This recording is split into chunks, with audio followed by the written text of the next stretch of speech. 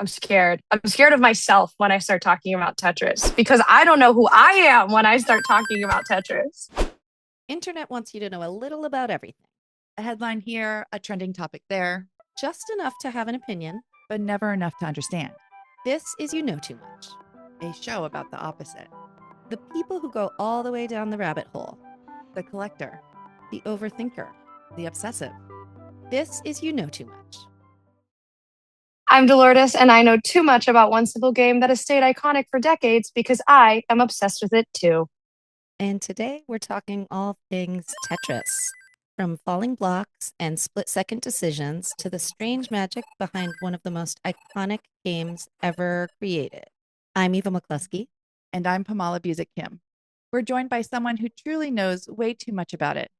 Today's guest is Dolores, and trust us, by the end of this episode, we're going to have all of us knowing way too much too. Hey, Dolores. Yeah, hey. Hey, what's up? Oh my gosh, this is like the nerdiest thing I think I'll ever do. Hooray! Hooray! You made it sound so very cool, and yet it was just like me fixated at like really strange hours of the night on given days with it. Yeah, I mean, Okay. that's what we want to know all about. What started this? Why? Like, take us there. Diva, I don't know. I think, okay, so I lived near a barcade, okay? Take you back to East Williamsburg. And I lived near barcade and there was a Tetris machine there. And I just remember showing up with friends once and being like, this is all I want to do. You guys go somewhere else. And then it got me to re-download like the Tetris game on my phone. And this happens every time I play Tetris. I'll start to play it and it's the only thing I do. And then people around me will watch me play it and go, wow, you're like really good at it in like a concerned way. And I'm like, oh. And it got to a point where I was playing it at the barcade and I was doing really well. And I got a score that went on the leaderboard of like top 8 at this barcade. And I turned around and there was like a crowd of 4. They were like, wow. I was like, oh my God. Oh Amazing. no, it's happening. I'm that one at the barcade. Love it. How far does like one play go? Like how many minutes are you playing on like 150 cents? It depends on the console you're on. So like on like an arcade version, you can, go as long as you can manage and it'll give you different levels and all that other stuff. But because there's other versions like on the Nintendo home consoles, like those can go for so long that you can start to like, they have kill codes and then you have to like beat the kill codes to then go to the highest point. Like it becomes a game of math and algorithms to like beat the algorithm to get past the kill code to then get the highest scores in the world. That's not where I've gone yet. And I really hope I don't get there because there's certain techniques that you can play that'll get you like playing into the record scores of these Tetris games. Yeah, it's crazy. How did Yeah. How did you- Existed? I don't ever associate myself with math as a concept ever. So me knowing about this is kind of super odd. And it's kind of the closest I get to talking about coding and algorithms that are not on like social media algorithms. But like it got to that because one of my day jobs is painting, which is a very menial task. So sometimes, you put on podcasts and stuff like that. And I stumbled upon a video about Tetris and I was like, yes, let me get into that. And then suddenly it was all I could think about. And part of the interest of those videos was one about the history of Tetris, which is the thing that I found particular obsession with. They made a movie out of it. It's called Tetris, I think. What? Yeah. Live action? Isn't it? Yes. Isn't it called Tetris? It's like We're going to have to call in Luddy and see what kind of fact checking we can get done on the movie details.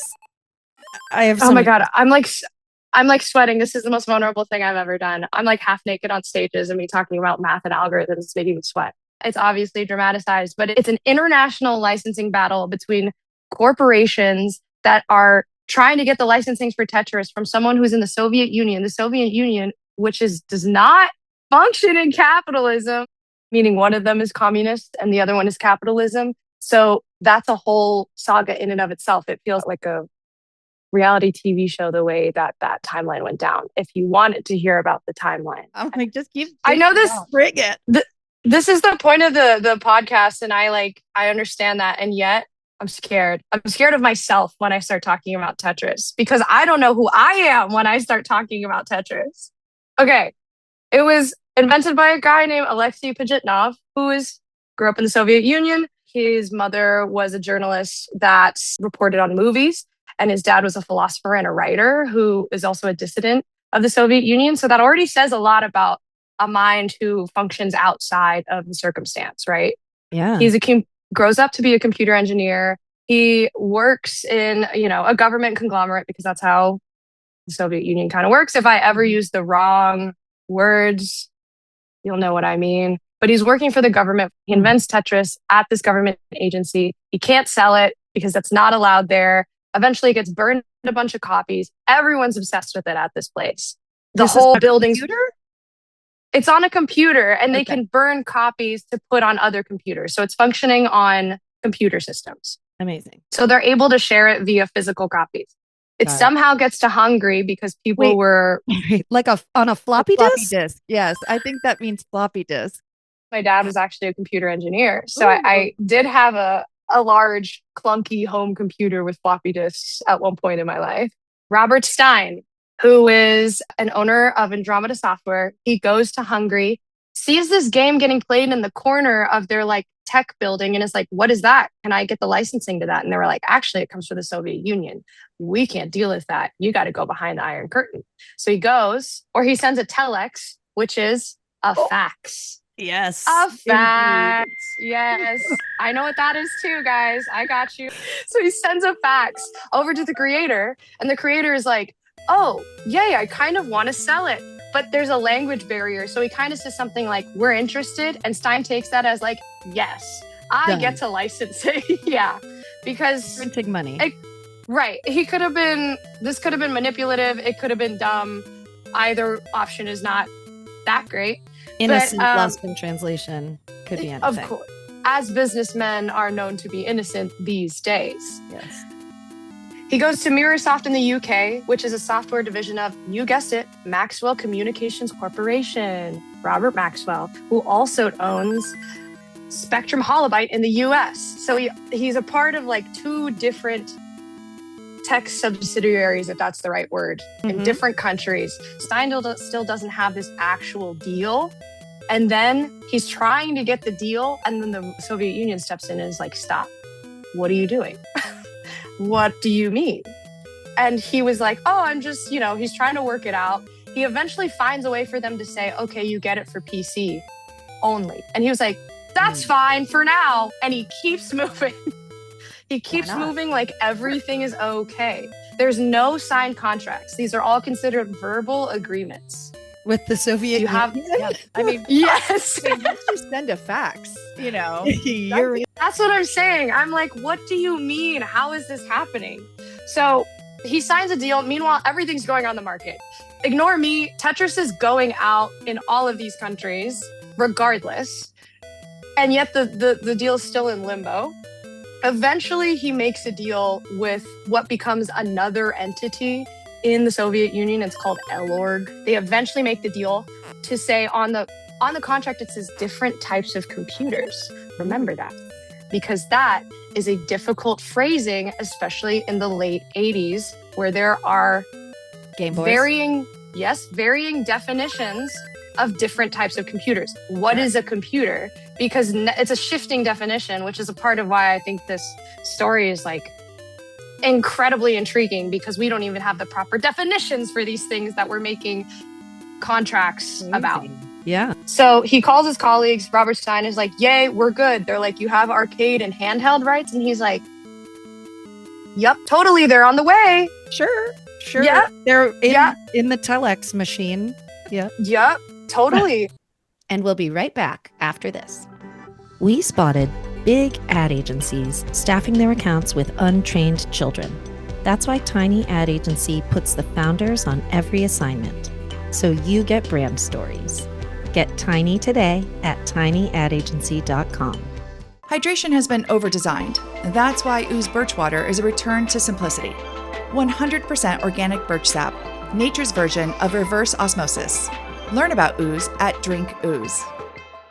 And now, back to the show. Meanwhile, in the US, Spectrum Holobyte has like a convention or like electronic show that a guy named Hank Rogers, who is associated with Bulletproof Software, which is a Japanese gaming company, he sees Tetris and he's like, I would like to license that. Give me that.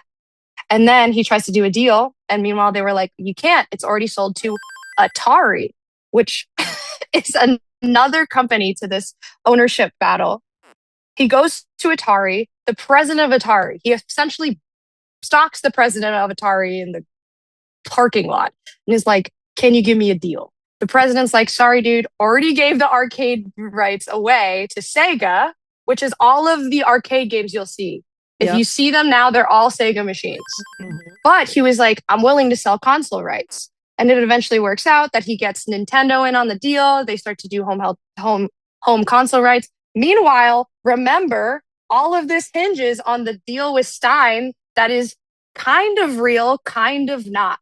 So everything's still going for the next like 2 years with this deal like not being physical or like valid. And so Hank, because of the home console success of Nintendo and Tetris, he's like, I want the handheld rights. He calls Stein and Stein's like, what's going on? He starts to realize that no one has the handheld rights. This is new technology, like the Game Boy. Yeah. Like you said, Eva. So he's trying to get it in on the Game Boy. And yet he's like, wait, does no one have these rights? And so Stein was like stressed because the tech overlords in Soviet Union also came back to Stein and was like, we're not getting paid. We still aren't getting paid somehow. Somehow in the middle of all of this, the Soviet Union still is not getting paid. And they're like 3 months late to their like royalties. So Stein's stressed as fuck. And he's like, oh no. So he flies to Russia to figure it out. Hank, in the same month, is like, no one has these rights. I think I have to go to Russia. And Kevin Maxwell of Mirrorsoft, which is the UK company, also catches wind of Nintendo wanting the handheld rights and is also like, I'm going to go to Russia in the same month. So all these 3 men go to Russia to go get these rights. Hank somehow gets there first. So the Nintendo guy gets there first. And they're like, who are you? Why the fuck are you here? Obviously, it's a strange setting and time to show up unannounced to a government organization in the Soviet Union. And he starts to explain it. And the leader of this L org, his name is Belikov. Belikov is like, no one has the rights to anything. And Hank's like, oh no. So he, in good faith, explains the things that were signed to L org. Like, this is what's happening. Because remember, they're in communism and everyone else is functioning in capitalism. And so, is this making sense? Yes. I follow, but how does it resolve? How do we get to finding Tetris in Barcade? There's something in me that sees so much beauty. It's such a simple game created by someone with whom had a lot of restrictions around him and found like inspiration in the puzzle games he played as a kid, had a passion for video games.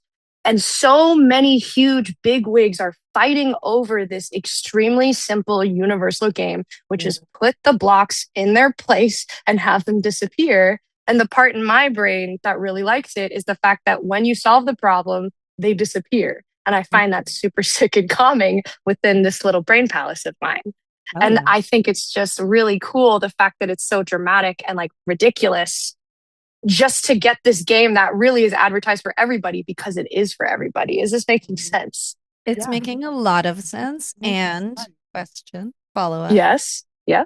Have you heard the I don't know if it's a rumor or, it's like a headline I've not clicked into properly, but is it true that it does do beautiful things to your brain chemistry if you play Tetris immediately following a severe trauma?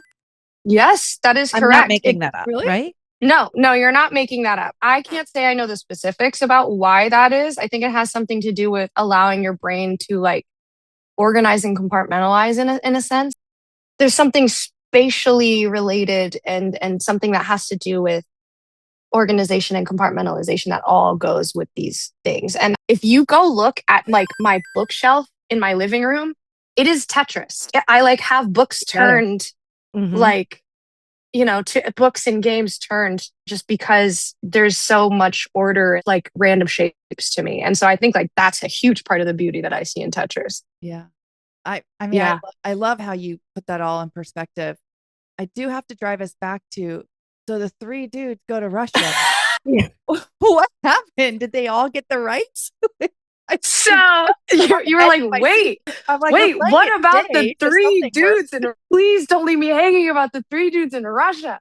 So the three dudes in Russia, Hank Rogers, in good faith, explains to Elorg, Soviet Union, like, this is the deal you guys got yourselves in. It's low-key a piece of shit deal. And it's a vague wording, different types of computers. That's what got you guys in the shitter.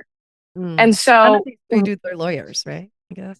No, but Hank Rogers, Hank, the Nintendo guy, he seems to know the best about what's going on because he's also an honest man, my man, Hank Rogers. Yep. And so he tells them the truth, essentially turns it around on Stein specifically. They give him back the old contract with an amendment he doesn't notice because he's distracted by late penalties. But the amendment defines computers. So it defined it as consists of a process monitor, disk drive, keyboard, and operating system. And since the document was backdated, it stripped away all console rights Stein thought he would actually. Scandal. Flipped capitalism on the head. You know what I mean? They did him back. Yes. So they did him back. I know. I don't know what deal they gave Maxwell. I think Maxwell just got like, he wanted to buy handheld rights, and Elorg told Hank Rogers, and Hank was like, dude, I'm not going to be able to outbid Maxwell, but I can give you honesty and I will promise to pay you. And so they went with Hank. And also in all of this, the thing that really drives my heart to this story, finally we're here, is Alexei Pajitnov, the guy who invented Tetris, has not seen a penny of this at all. What? Not yet. He's in the room yet. Well, the thing is, it's not legal for him to benefit. Right. Oh. Yeah. But so he hasn't seen a penny of it at all. Eventually, in the middle of all these meetings, before everyone decides everything, they eventually go with Rogers and then Nintendo deal. The rest is history. But Hank and Alexei, in the middle of these meetings, end up going out to drinks together, getting along. They talk video games together. They strike a really meaningful, genuine friendship. And so, the rest is history. Nintendo takes it. All other companies cease production. Everyone else is mad. Blah, blah, blah, blah.